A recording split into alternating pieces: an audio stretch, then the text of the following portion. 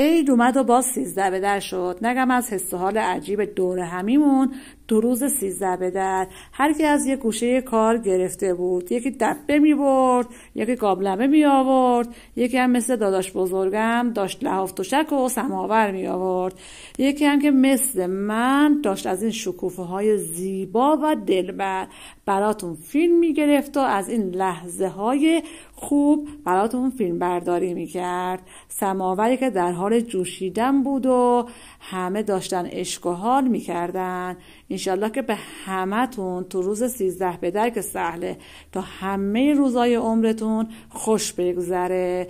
بهار که نگم هوای خیلی خوبی داره. من خودم عاشق بهارم چون خودم زاده بهارم. بچه ها داشتن اینجا وسطی بازی میکردن. من که همون اول کار سوختم و منو اخراج کردن. امیدوارم که به همتون خوش گذشته باشه.